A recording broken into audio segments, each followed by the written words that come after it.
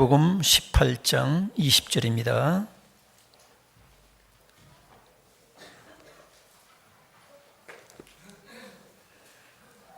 같이 읽겠습니다. 시작.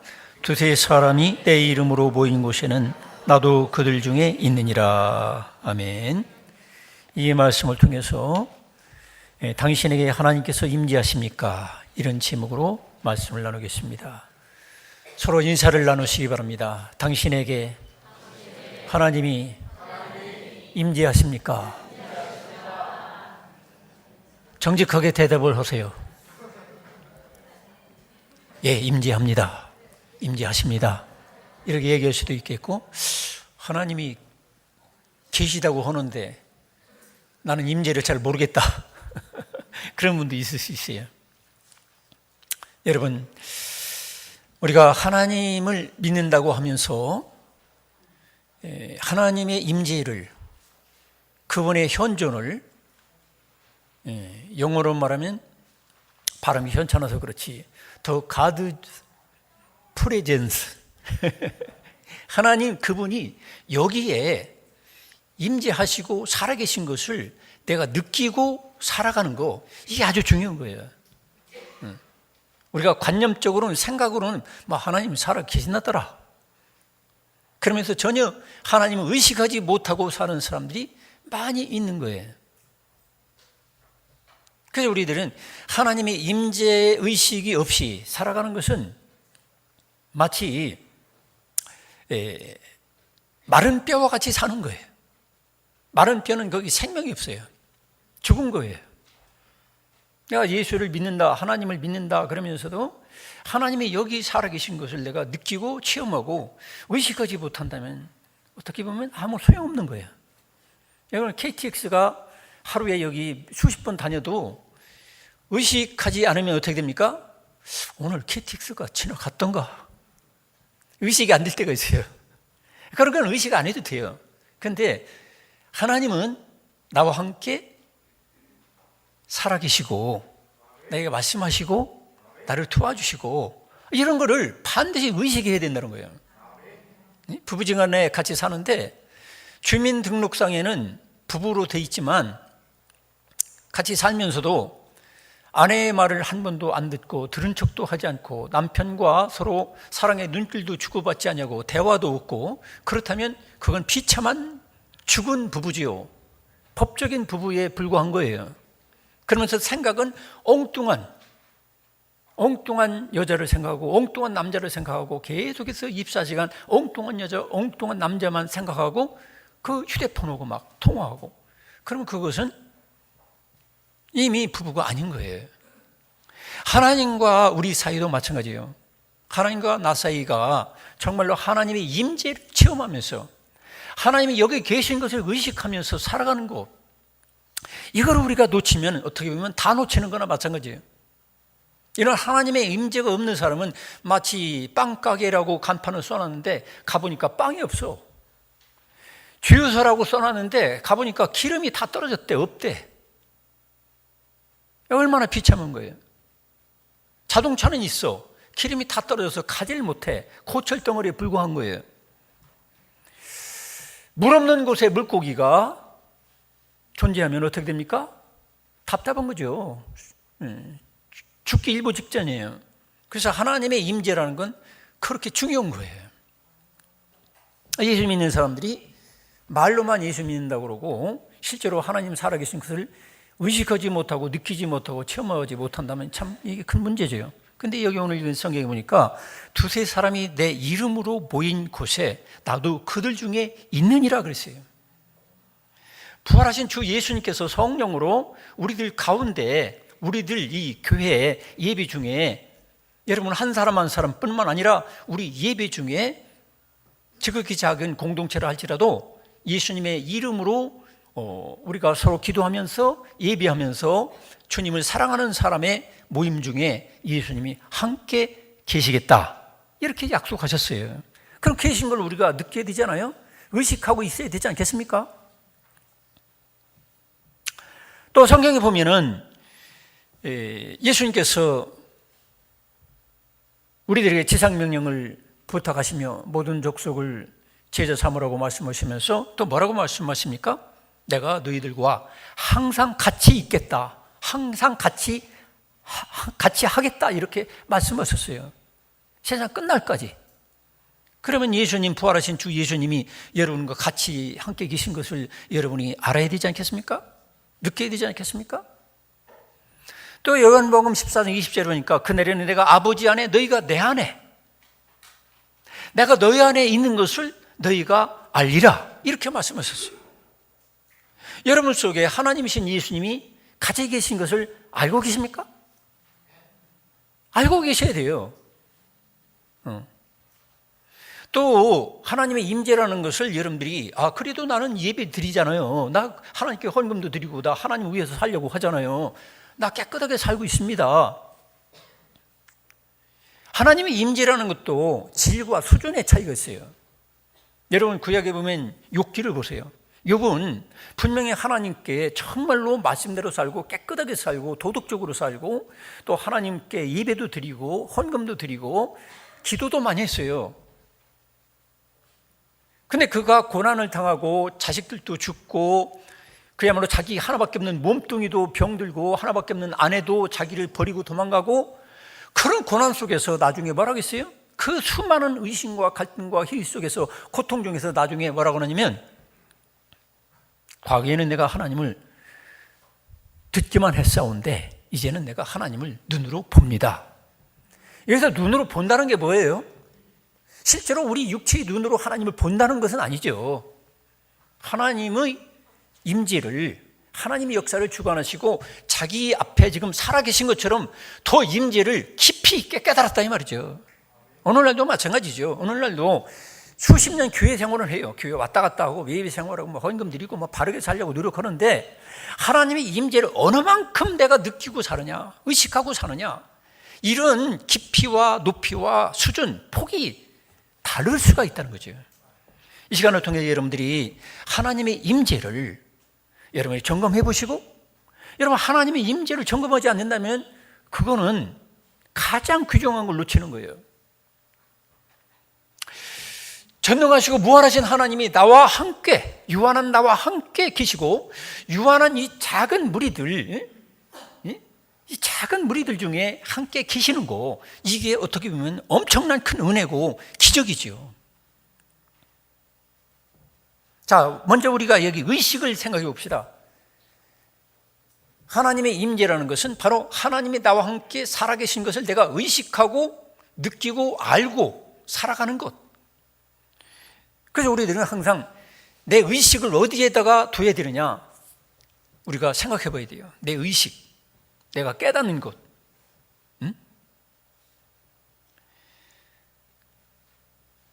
오늘 찬양대도 불렀지만은 주님은 나의 사랑하는 친구라고 부르면서도 과연 24시간 살아가면서 사랑하는 우리 하나님께서 나의 친구처럼, 예수님처럼 그렇게 느끼고 친구와 함께 대화하고 친구와 함께 하고 함께 동행하고 같이 일하고 이런 걸 우리가 의식적으로 느끼고 체험해야 되는데, 그 찬양을 부를 때만 여기 부르고 이 끝난 다음에는 아무렇지도 않게 사람들만 의식하고 산다면 참 그것은 어처구니 없는 하나의 쇼에 불과할 수가 있다는 거예요.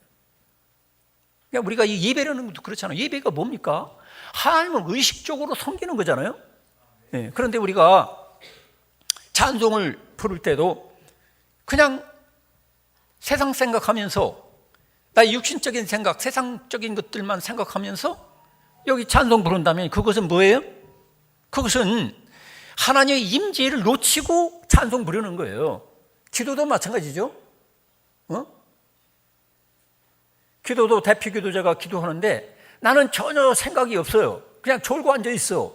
그럼 그거 뭐예요? 하나님 임재를 놓친 거예요, 그게. 여러분, 하나님의 임재를 놓치지 마시길 축원합니다. 하나님의 임재를 놓친다면 마치 이와 같은 거예요. 고속도로 운전하다가 저 같은 경우 어떤 때는 우리 집사람이 운전을 못할 때였죠. 막 쉬지 않고 막 4시간, 5시간, 어떤 때는 저 충청도 그쪽에서부터 명절 같은 때 밀릴 때는 10시간, 12시간 운전하게 돼요. 그러면 의식이 들어왔다 나갔다 하는 거예요. 의식이 나갔을 때 어떻게 되냐면 중앙분리대를 부딪히는 거예요. 거의 부딪힐 뻔해가지고 제가 죽을 뻔했어요. 왜냐하면 의식을 놓치는 것이 그렇게 위험한 거예요. 우리 신앙생활도 마찬가지예요. 우리 신앙생활도 하나님의 임재에 대한 의식을 놓치면 그때 사고 나는 거예요. 여러분, 그래서 우리가 신앙생활은 건성으로 해서는 안 되는 거예요. 찬송 부를 때도 거기다 의식을 집중해야 돼. 기도할 때도 거기다 의식을 모아야 돼요. 하나님의 일을 할 때도 의식을 거기다 모아야 되는데 우리가 자꾸 사람들 의식해.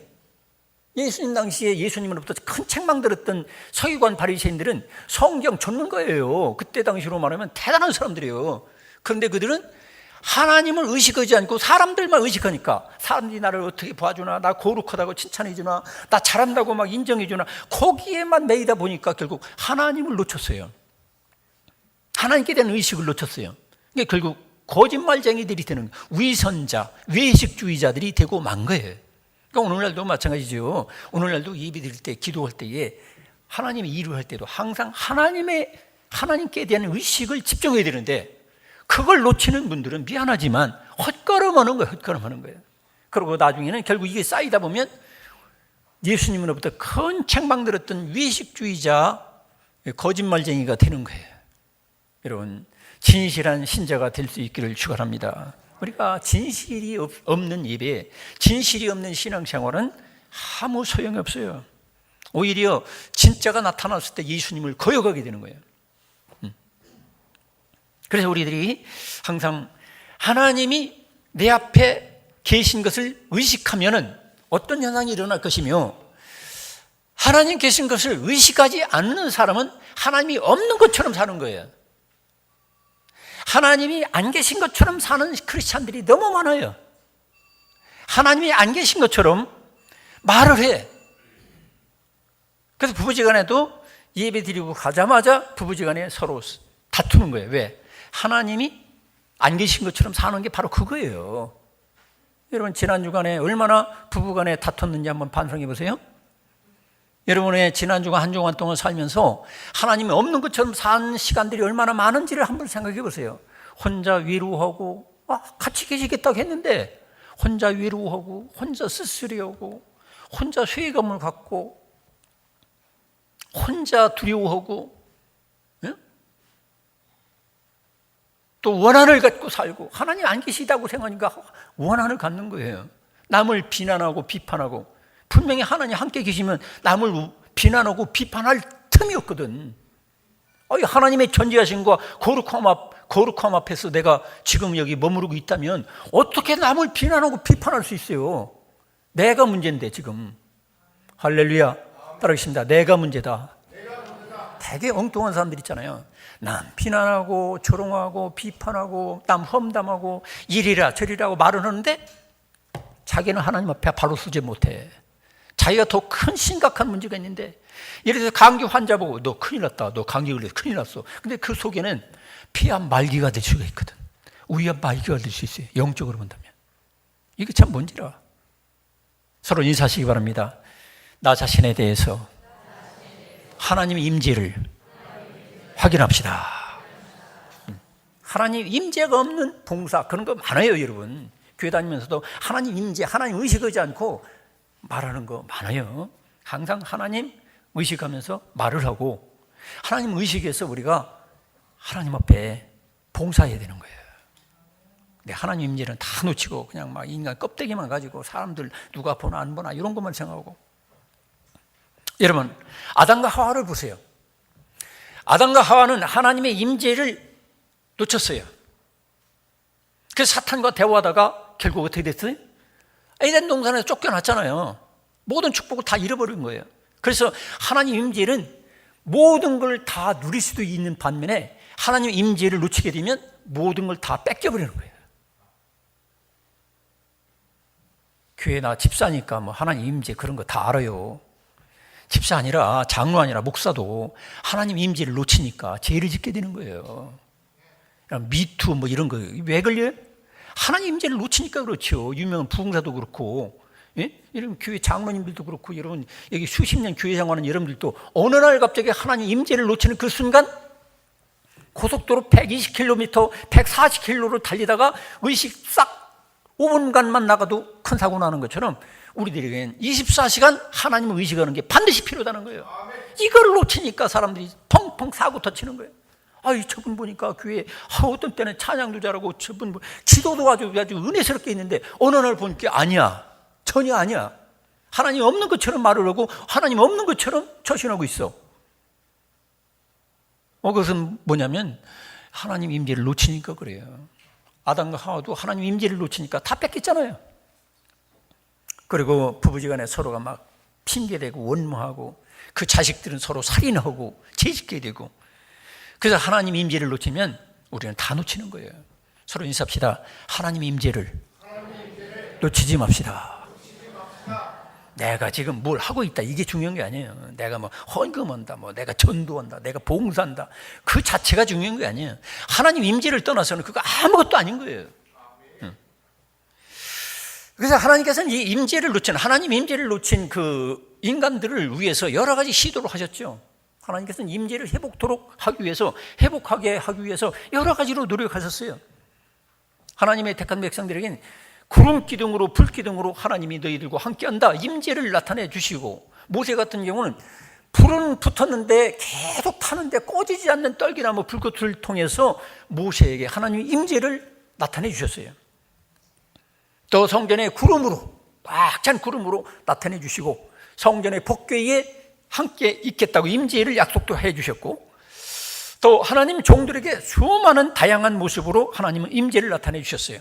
야곱에게는 꿈 중에서, 꿈을 통해서 하나님이 임재하고 너와 함께한다 이걸 나타내 주시고, 엘리야에게는 재물에 불이 붙게 하셔서 임재를 나타내 주시고, 수많은 예언자들, 하나님의 선지자들을 통해서는 하나님의 말씀을 통해 가지고 그들에게 하나님이 함께한다는 임재를 나타내 주셨어요.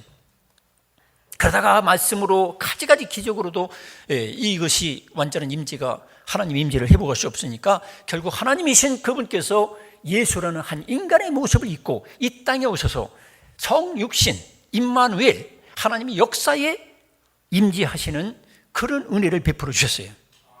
그 다음에 예수께서는 십자가에 못 박혀 죽으시고 부활하시고 우리에게, 모든 믿는 자에게, 그 예수님의 약속을 믿고 신뢰하는 자에게 항상 임재할 수 있도록 성령으로 오신 거예요.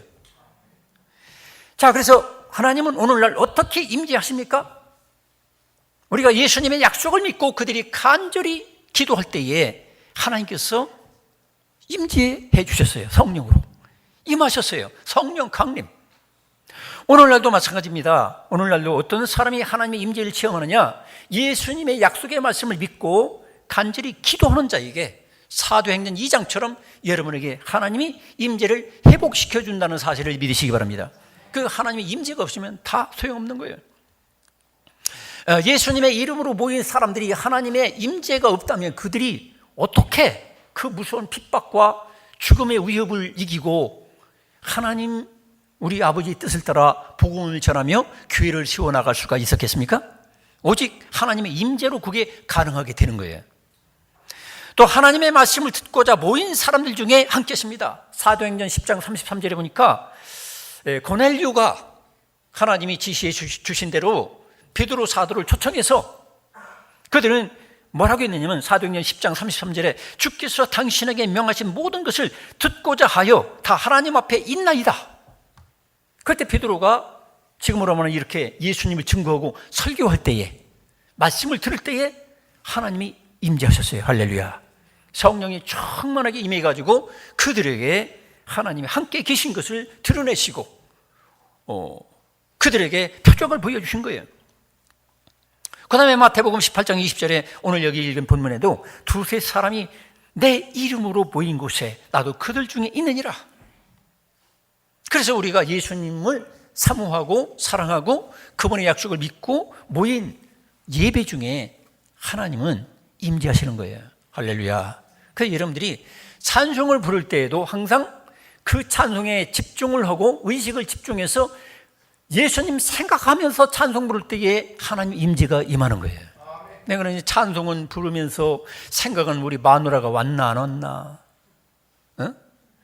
또 설교를 들으면서 휴대폰 문자 메시지가 와야 될 텐데 의식을 집중하지 못하는 분들은 미안하지만 하나님 임재를 놓치는 거예요. 여러분, 예배 중에 임하시는 하나님, 그분의 임재를 놓치지 마시기 바랍니다. 그래서 우리들은 항상 하나님 앞에 임재를 어떻게 하면 내가 들어갈 수 있을까? 그 생각을 해야 돼요. 그래서 하나님 말씀대로 임재하실 것을 여러분 믿는 자가 되시기 바랍니다. 또 제가 여기 읽은 시편 24편 3절 4절에 그런 말씀이 있죠. 여호와의 산에 오를 자 누구냐? 손이 깨끗하며 마음이 청결하며 뜻을 허탄한 데 두지 아니하며 거짓 맹세하지 아니하는 자로다 그랬어요. 여호와의 산에 오를 자라는 게 뭐냐면 하나님 임재에 동참할 사람이 누구냐 말이에요. 여러분, 죄를 버리고 깨끗하고 정결한 마음을 가지고 주님 앞에 나오시기 바랍니다. 하나님의 임재에 동참할 사람. 우리가 하나님은 거룩한 분이에요. 그러니까 이 죄를 통회하고 자복하고 청산해야 돼요. 또 시편 100편에 보면 온 땅이여 여호와께 즐거운 찬송을 부를지어다. 하나님 임재를 채우려면 기쁜 마음으로 찬송을 불러야 돼요. 근데 기쁜 마음이 아니에요. 전혀 마음은 딴 데 있어요. 하나님을 기쁨으로 섬기고자 하는 마음이 전혀 없어요. 그렇다면 하나님 임재를 체험할 수가 없어요. 하나님 임재를 체험하려면 즐거운 마음으로 기쁜 마음으로 하나님을 섬기고자 내가 오늘 주님의 날 주님을 섬겨드립니다. 노래로 찬양으로 찬송으로 섬겨드립니다. 기쁨으로 자원하는 마음으로 여러분 찬송 부를 때에 주께서 임재하신다는 사실을 믿으시기 바랍니다. 그래서 찬송함으로 그의 궁정에 들어가서 그에게 감사하며 감사하는 마음으로 예배 드리는 거예요. 어떤 사람들은 아유 어쩌다가 내가 예수를 믿게 돼가지고 오늘날 꼭 오늘 어디 놀러 가기로 돼 있는데 할 수 없이 잡혀가지고 내가 집사가 돼가지고 이렇게 내가 왔네. 감사하는 마음이 전혀 없어. 그런 사람들은 하나님의 임재를 놓치고 있는 거예요. 하나님이 얼마나 놀라운 분인지 나를 위해서 죽기까지 사랑하시고 나를 항상 눈동자같이 지켜주시고 사랑하시는데 그 주님께 마음을 의식을 집중하지 못하니까 자꾸 세상에 헛된 것에 마음이 다 뺏겨버리는 분들이 있잖아요. 하나님 임재를 놓치는 거예요. 그래서 하나님께서 내 앞에 계신 것에 합당한 마음과 태도를 가지라 이 말이에요. 여러분, 하나님 앞에 계신 것에 대한 합당한 마음과 태도가 무엇일까요? 하나님 앞에 내가 왔다. 하나님이 내 눈앞에 지금 계시단 말이에요. 집사님, 하나님이 내 앞에 지금 오셨으면 어떤 태도를 가지겠어요? 생각해 보세요. 그 앞에 우리가 굴복하는 거죠. 하나님, 제가 굴복합니다. 자복하고 그분을 경외하고 또 그분을 찬양하고 그분께 대한 감사, 그분의 은혜에 대한 감사가 넘치게 될 거예요. 그리고 내가 죄가 있으면 두렵고 떨림으로 통회하고 자복하게 되겠죠. 그리고 경청하는 거예요. 고넬료처럼 우리가 다 하나님 앞에 있나이다. 말씀하시옵소서. 베드로 사도님, 베드로 목사님 말씀하시옵소서. 내가 듣겠나이다. 하나님이 임재를 내가 믿는다면 그렇게 되는 거예요. 오늘도 여기 계신 분들 중에는 제가 말씀을 이렇게 하지만 어떤 분은 눈치 의식 않고 의식이 왔다 갔다 들어왔다 나갔다는 분들이 있어요. 여러분은 안 보이는 것 같죠? 다 보여요. 근데 하나님은 더 잘 봐. 여러분, 하나님이 임재라는 것은 그게 그렇게 예배 드리는 게 아니에요. 정말로 그분 앞에 두렵고 떨림으로. 여러분, 앉아있는 게 어떻게 보면 죄송스럽지 않습니까? 어떤 여러분은 일어서서 예배를 드려야 돼요.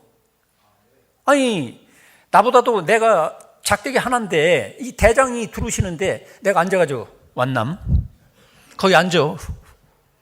밥 먹고 싶으면 밥 먹고 마음대로 해. 그러면 되겠어요? 대장이 저기 문 앞에 온다는 소식만 들으면 뻘떡 일어나서 그냥 격려하고 그냥 난리 필 거예요. 근데 여러분, 이 세상에 대장 정도가 아니라 전능하신 여러분의 인생의 주권자 되시고 여러분을 사랑하시는 하나님께서 여기 오셨는데 어떻게 우리들이 앉아가지고 졸고 딴 생각하고 있느냐 말이에요. 서로 인사합시다. 정신 차립시다. 정신 차려야 돼요. 여러분, 제가 여러분 앞에 폼 잡느라고 정신 차리라는 게 아니에요. 하나님의 임재를 놓치면 여러분은 어떤 면은 영적으로 큰 사고로 터친다니까. 그리고 목적같이 사는 거예요. 하나님과 사랑이 따뜻한 대화도 없고 인격적인 만남과 교제 이런 것도 다 끊어져 버리는 거예요. 껍데기만 왔다 갔다 하는 거예요. 이거 놓치면 우리는 결국 하나님이 없는 것처럼 사는 거예요. 하나님 모셨다고 하는데 하나님이 안 계신 것처럼 사는 거예요. 하나님 없는 것처럼. 하나님 없는 것이 뭐예요? 지옥이죠 뭐. 하나님 없는 것이 뭐예요? 지옥이지. 지옥같이 사는 거예요. 그래서 교회 다니면서 어떤 사람은 지옥같이 사는 사람이 있고 어떤 사람은 진짜로 천국같이 살아. 하나님이 거기 계시니까 항상 하나님이 임재하시는 것을 의식하고 사니까 거기가 바로 천국이야. 그 사람은 죽어도 다 천국이야. 확실해. 근데 교회는 수십 년 다녔어. 근데 항상 하나님 의식하는 게 없으니까 지옥같이 살고 지옥같이 분내고 지옥같이 원망하고 지옥같이 미워하고 그렇게 사는 거예요. 여러분, 하나님 안 계신 것처럼 믿지 말고 하나님 계신 것처럼 믿으시기를 축원합니다. 하나님 계신 것처럼 내가 신앙생활 해야 되지 않겠어요? 하나님 안 계신 것처럼 살려면 너무 힘드는 거예요. 교회 다니면서 어떤 분들은 너무 힘들다고 하는 분이 있죠. 그거 왜 그러면 하나님 놓쳐서 그래요. 사람들을 의식하고 사람들이 뭐라고 해주나 안 해주나 좋은 소리 들으면 또 그 교만하느라고 그거 유지하느라고 힘들고 또 나쁜 소리면 그것도 아프다고 상처받았다고 아프고 힘든 거예요. 근데 하나님 임재를 의식하고 사는 사람은 칭찬해줘도 더 겸손해지고 비난해도 주님께서 나를 인정해 주시는 그것을 위해서 환난과 핍박 속에서도 이걸 얻어먹으면서도 더 굳세게 주님의 뜻을 따라 살게 되고 할렐루야. 그래서 우리는 하나님의 임재 속에 들어가기 위해서 마음의 초점을 하나님께 집중해야 되는 거예요. 여러분 볼록 렌치를 가지고 이렇게 여러분 실험해봤죠? 햇빛을 일정 시간 동안 이렇게 집중하면 종이가 불이 붙어가지고 연기 나고 막 불이 활활 타는 수가 있어요. 그런데 이것을 초점을 안 맞추면 10시간 붙잡고 있어도 안 돼. 우리 예배도 마찬가지예요. 신앙생활도 마찬가지고. 여러분 신앙생활 20년 30년 했다고 여러분 자랑하십니까? 그게 중요한 게 아니에요. 그것도 대단한 거지만 더 중요한 것은 내가 하나님께 정말로 초점을 맞춰가지고 집중했느냐 이게 중요한 거예요. 할렐루야. 전 자랑이 아니라 교회 나오자마자 대피기도 싶고 교회 나오자마자 막 설교하고 싶고 교회 나오자마자 그냥 봉사하고 싶고 전도하고 싶었어요. 왜? 예수님께 집중을 하니까 그럴 수밖에 없어. 어떤 분들은 30년 교회 나와도 전도 한 번 시도도 안 하고 20년 나왔어도 대피기도 한 번 하라고 하면 벌벌 떨고 10년 나왔어도 무슨 정말로 기쁨으로 주님을 섬기고자 하는 자원하는 마음이 하나도 없어. 왜? 하나님께 집중을 안 해서 그래요. 볼록 렌치를 가지고 집중하면 한 10분, 20분 안으로 불이 튀고 불이 이렇게 당기는데 초점을 안 맞추면 10시간이 아니라 100년 들고 서 있어도 불이 안 일어나요. 여기 학생들 별로 없지만 책 붙잡고서 이거 10시간 앉아 있어도 한 페이지도 이해 못하고 하루 종일 공치는 수가 있거든요. 그러니까 초등학교 6년, 중고등학교 6년, 대학 4년, 대학원 이렇게 해도 공부 그렇게 있어도요. 세상에서 뭔가 좀 인정받을 하나도 없는 사람들 있잖아요. 밥벌이 하나도 못하는 사람들 있잖아요. 왜? 집중을 안 해서 그래요. 사월에도 이거 했다 저거 했다 왔다 갔다 죽을 때까지 그거 하는 거야. 여러분 집중에 성공하시길 축원합니다. 오늘날의 문제는 집중하지 못하는 것에 문제가 있는 거예요. 우리 신앙생활이 왜 뜨겁지 못하냐, 왜 불이 일어나지 않느냐, 그건 제일 중요한 건 뭐냐면 성경이 없어서도 그런 것도 아니고 설교가 현찮아서 그런 것도 아니고 우리에게 정말로 중요한 것은 예수님께 집중하지 못해서 그래요. 예수님께 집중하면 예수님의 그 능력과 사랑, 그분의 복음의 능력으로 우리가 변화되게 돼 있는 거예요. 할렐루야. 근데 그만큼 오늘날 우리의 집중을 방해하는 사탄의 세력은 너무 간교한 거예요. 여러 가지로 우리를 집중하지 못하도록 분주하게 만들고 결국 우리를 지치게 만들고 신앙생활 할수록 진이 빠지고 쓰러지게 돼 있는 거예요. 그래서 시편 143편 6절에 보니까 주를 향하여 손을 펴고 내 영혼이 마른 땅같이 주를 사모하나이다 그랬어요. 마른 땅같이 주를 사모한다는 거예요. 사도행전 2장에도 그들이 그냥 간단히 앉아가지고 5분 기도해가지고 성령 강림은 아니잖아요. 물론 기도 시간 자체가 중요한 건 아니지만 그들은 열흘 동안 전혀 기도에 힘썼다는 거예요. 근데 여러분, 이런 집중을 꼭 시간적으로 요구하는 건 아니지만 오늘날도 하나님의 성령이 나에게 임하시고 하나님 임재를 내가 체험하고 거기에 뜨거워지고 내가 변화되려면 집중이 필요하다는 거예요. 열흘은 그만두고 10시간이라도, 아니 10시간 그만두고 1시간이라도 하나님 말씀에 집중하고 기도에 집중하고 예수님께 집중하시기를 축원합니다. 근데 그것마저도 놓치니까 10년 신앙생활에도 변화가 없고 30년 신앙생활에도 변화가 없고 평생 예수 믿어도 인격이 안 변해. 예수를 닮아야 될 거 아니에요, 인격이. 네? 복도 못 받아. 평생 믿어도. 왜? 하나님 앞에 집중하지 못하니까 툭 하면 그냥 세상 바라보고 거기에 그냥 시선 뺏기고 툭 하면 원망불평하고 신세한탄하고 이러니까 될만하면 그렇게 쓰러진다니까. 될만하면 그냥 다 그냥 공룡탑을 다 무너뜨리는 거야. 그 다음에 우리들은 하나님의 임재에 들어가기 위해서는 어떤 표적을 무조건 기대할 필요가 없어요. 물론 오늘날도 전지전능하신 하나님은 얼마든지 야곱과 같은 꿈을 주시고 또 모세와 같이 그런 표적, 불타는 표적도 보여줄 수 있고 가지가지 표적을 할 수가 있어요, 하나님은. 그렇지만 모든 사람에게 보편적으로 우리에게 임하시는 성령이 함께하는 증거들이 있어요. 그래서 우리가 그런 눈에 띄는 성경에 나오는 똑같은 표적을 여러분이 구할 필요는 없다는 거예요. 하나님은 똑같은 표적을 모든 사람에게 제공하지 않습니다. 다 달라요. 여러분, 모세와 같은 똑같은 표적을 구할 필요가 없어요. 야곱과 같이 똑같은 표적을 구할 필요가 없어요. 일리야처럼 여러분 무슨 재물을 쌓아놨는데 거기다 막 불이 임하고 막 하늘에 불이 임하고 그런 표적을 구할 필요는 없죠. 우리에게 항상 주시는 하나님의 임재의 증거들을 여러분 잡을 수 있기를 축원합니다. 성경 읽는 가운데 내 마음에 감동이 돼 깨달아져. 성령이 임재하신 거예요. 할렐루야. 하나님이 임하신 거예요. 할렐루야. 말씀을 들을 때 마음에 내가 감동이 돼 깨달아져. 하나님이 임재하신 것을 믿으시기 바랍니다. 그리고 예수님을 나의 주님으로 진실로 믿어요. 하나님을 내 아버지로 부르면서 기도할 수 있어요. 하나님 임재하셨다는 증거인 줄로 믿으시기 바랍니다. 그리고 내가 할 수 있는 대로 내가 연약하지만 가진 게 많지 않지만 어떻게든 주님을 기쁘시게 하고 주님을 위하여 살고 싶어요. 뭔가 좀 주님께 터뜨리고 싶어. 그리고 말씀을 듣는 가운데 내가 문제가 있구나. 내가 깨달아져. 그 참회가 나와요. 내가 이렇게 살면 안 되는데 내가 이런 문제가 있었구나. 막 깨달아져. 마음이 찔려. 하나님이 임재하신 것을 믿으시기 바랍니다. 그리고 내 속에 생각으로 하나님 말씀이 떠올라. 너 그 사람 용서 못했지. 너 진짜로 용서해야 된다. 너 그 사람 너 미울 거 없어. 너 그 사람 사랑해야 돼. 더 사랑해야 돼. 너 그거 버려야 돼. 너 그 악한 습관 있잖아. 그거 버려야 돼. 이런 생각이 자꾸 떠올라요. 너 나 원망했지? 응? 너 그 원망하는 거 너 버려야 된다. 그런 생각이 나에게 성령이 생각으로 우리에게 말씀하시는 거예요. 할렐루야. 그게 바로 하나님이 임재하신다는 보편적인 증거들입니다. 그 누군가를 불쌍히 여겨요. 그동안 그를 너무 미워했는데 어느 날 말씀을 듣는 가운데 기도하는 가운데 너무 그 사람이 불쌍해져. 그리고 내가 누구를 전도해야 되는데 막 이런 마음이 막 생각이 떠올라. 그리고 주를 위해서 당하는 고난이 그전에는 원망불평거리는데 이제는 주를 위해서 당하는 고난이 너무 기쁨이 되고 감사가 됩니다. 할렐루야.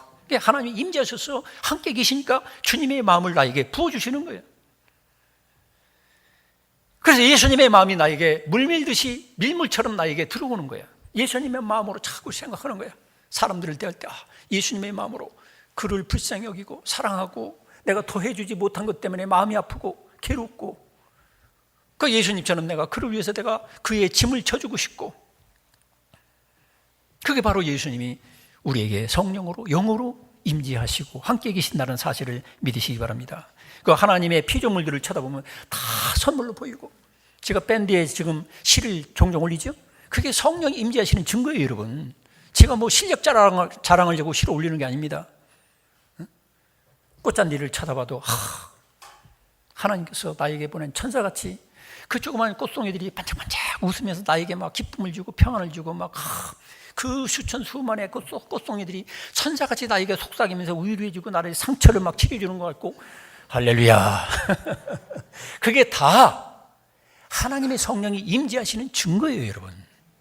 성경에 보면, 그래서 하나님을 찬양하라고 하고 시편 95편인가 거기 보면 시를 지어 하나님을 찬양하라고 그랬어요. 여러분, 그렇기 때문에 여러분들이 항상 모든 피조물들이 다 하나님이 주신 선물로 너무 고맙고 감사한 거야. 근데 왜 하나님이 없는 사람은 어때요? 하나님 임재가 없는 사람은 이번에 내 수입이 얼마인데 또 다음 달에 얼마를 막 벌어야 되겠고 맨날도 막 내가 받지 못한 것 때문에 그냥 하나님 앞에 감사하는 마음이 싹 사라져. 찬양도 사라져. 기쁨도 사라져. 남하고 비교해. 이런 사람들은 뭐냐면 하나님 임재를 놓치고 있어서 그래요. 그리고 하나님 임재가 있게 되면 하나님의 말씀대로 살려고 노력하는 거예요. 하나님의 말씀, 예수님의 말씀을 기억해가지고 그 말씀대로 내가 지켜서 살려고 그래요. 그러니까 예수님께서도 그랬잖아요. 내 안에 있다 하는 자는, 내 안에 있다 하는 자들은, 나를 사랑한다 하는 자들은 내 계명을 지켜야 할지니라. 그런 말씀하시는 거예요. 정상적으로 하나님 임재를 느끼는 사람은 하나님 말씀대로 그 계명을 내가 막 목숨을 다해서 지켜 살려고 노력하게 돼 있어요. 그리고 하나님 임재가 있게 되면 지금 여기 계신 하나님, 그분 앞에 내가 합당한 생각과 말을 하지요. 그래서 과거에는 내가 주인이었어요. 내가 왕이었어요. 내 멋대로, 내 나오는 대로 말을 했어요. 근데 항상 이제 하나님 임재를 누리는 사람들은 하나님, 그분 앞에서 말도 톤을 얼마만큼 해야 될지 절제하게 돼요. 그전에는 하나님 계신가 안 계신가 상관없이 막 소리 빽빽 질러가며 얘기했다면, 이제는 하나님 여기 계신데 내가 어떻게 소리를 빽빽 질러? 이의 있게 서로 인사합시다. 이의 있게 한마디 말이라도 합시다. 부부지간에도 빽빽 소리 질러가며 막 이거 문제예요. 왜냐하면 하나님이 없는 분위기를 만들어가고 있는 거예요. 이 사탄이 역사하는 거예요, 여러분. 여러분, 지극히 작은 말 한마디라도 우리는 하나님의 임재를 잠시라도 놓치지 마시기 바랍니다. 잠시 놓치다가 혈기인 말 주고받고 하다가 살인사건도 나는 거예요. 부부지간도 깊은 상처를 주기도 하고. 그러니까 보이는 사람이나 사물보다도 하나님 그분이 내 눈에 보이는 것처럼 조신하는 것이 바로 하나님 임재에 들어가는 거예요. 요셉을 보세요. 요셉은 분명히 그 주인 마님께서, 사모님께서 붙잡고 막 한 번만 동침하자고 붙잡고 늘어질 때 요셉은 뭐라고 했습니까? 그전 성경에는 하나님 앞에 어찌 득지하리요? 하나님 앞에 어찌 죄를 범할 수 있습니까? 결국 그게 무슨 말입니까? 보이는 사람 의식하는 것보다도 보이지 않는 하나님을 의식하며 살아가는 게 바로 하나님 임재를 놓치지 않고 사는 거예요. 그냥 우리들은 많이 보이는 사람 때문에 하나님 의식하는 걸 다 놓쳐. 놓치니까 결국에는 껍데기 신자만 되는 거죠. 그 직분이 무슨 중직자라 할지라도 껍데기뿐이야. 하나님을 놓치고서, 하나님 놓치고서 그냥 내 멋대로 살다가 그냥 예배 시간만 나와서 하나님 찬양합니다, 하나님 감사합니다. 이것은 뭐냐면 99.99%는 다 마귀한테 뺏기고 0.0001이라도 하나님께 드리려고 하는 그 중심은 좋지만 너무 힘든 거예요. 신앙생활 너무 힘들고 괴로운 거예요. 이런 사람은 오래 못 가요. 여러분, 그렇기 때문에 내 앞에 계신 그 하나님께 여러분 생각으로 드리는, 마음으로 드리는 대화를 놓치지 마시기 바랍니다. 마음으로 항상 생각으로 하나님과 대화를 해야 돼. 그거 보고 쉬지 말고 기도하라는 거예요. 입으로 기도하면 미쳤다라고 하니까 생각으로, 마음으로 항상 하나님과 대화를 나누는 거예요. 그래서 하나님 임재 안에서 살아가면 어떤 유익이 있습니까? 인생이 변화가 돼요. 바꿔져요. 초대교회 성도들 보세요. 하나님의 임재, 성령으로 임재하니까 그 사람들이 바뀌어졌잖아요. 두려움과 공포 속에 살던, 벌벌 떨던 사람들이 담대한 용기의 사람이 되는 거예요. 서로 옆에 사람 인사합시다. 두려움과 공포는 물러가고 용기와 담대함을 가지고 삽시다. 인생이 바뀌어지는 거예요. 우물가의 여인 보세요. 우물가의 여인은 예수님의 임재 앞에서 말씀을 듣고 변화돼 가지고 기뻐뛰며 춤추며 복음을 증거하며 살았어요. 할렐루야. 그래서 예수님의 임재가 나에게, 임재 안에 들어가면 탐욕과 불안과 혈기와 분노와 음란과 거짓과 원망불평이 다 사라지는 거예요. 빛이 쫙 비치면 어둠이 싹 사라지는 것처럼. 그런 역사가 일어나길 축원합니다. 그게 있어야 돼요. 그게 그 믿음이 살아나요. 고난도 이기고 핍박도 이기고 막 힘이 넘쳐. 이런 신앙생활이 기쁨이 넘치기를 축원합니다. 하나님이 내 앞에 계신데 내가 뭘 두려워해? 하나님이 나에게 이 모든 것들을 선물로 주셨는데 너무 기뻐. 하나님 사랑으로 불타올라요. 막 하나님을 닮아가고 싶어. 항상 하나님을 생각하니까 하나님 그분을 닮아가. 인격이 닮아가. 말이 닮아가. 행동이 닮아가. 할렐루야. 그렇게 되길 축원합니다. 그리고 이중적인 위선과 위식을 버리게 됩니다. 우리가 하나님 그분의 임재가 있게 되면 항상 24시간 임재를 느끼게 되면 내 거짓된 거 위선 다 버리게 되거든. 그냥 내 모든 걸 다 사람들에게 다 보여줘도 부끄러움이 없어. 부끄러운 짓, 부끄러운 생각, 부끄러운 행동, 부끄러운 말 안 해. 하나님 자녀답게, 예수님 닮은 사람답게 우리가 말도 하고 생각도 하고 처신하니까 항상 마음이 평안해져. 할렐루야. 이렇게 되기를 축원합니다. 그리고 죄를 사함받고 주님이 내 인생 전부를 고쳐주셔요. 역대하 7장 14절에 보니까 내 얼굴을 구하면 내가 하늘에서 듣고 그 죄를 사하고 그 땅을 고칠지라. 여러분의 삶에서 받은 상처와 모든 여러 가지 어려움과 고통 주님이 다 고쳐주신다는 거예요. 하나님 임재를 구하면. 그 다음에 이 세상에서 가장 좋은 것을 얻은 사람처럼 행복해요. 기쁨이 넘쳐요. 여러분 이 세상에서 가장 귀하고 최고로 좋은 게 뭐예요? 돈입니까? 권력입니까? 그게 아닌 거예요. 이 세상에서 가장 좋고 멋있고 자랑할 수 있고 정말로 다 이게 가장 큰 것은 바로 하나님의 임재예요. 스미스 윌글워스라는 그 복음 전도자는 그런 고백을 했어요. 나는 온 세상을 내 것으로 만들어주는 것보다 차라리 내게 하나님께서 10분간만 임재하신 것이 나는 더 좋다. 여러분 하나님 임재를 놓치지 마시고 가정생활이나 교회생활이나 여러분 홀로 있을 때나 하나님 임재를 놓치지 마시고 그분과 함께 최고로 좋은 기쁨이 넘치는 인생을 사셔서 주님이 여러분 고쳐주시고 여러분을 주 안에서 강하게 만들어주시는 그런 역사들이 일어나기를 축원합니다. 기도하겠습니다.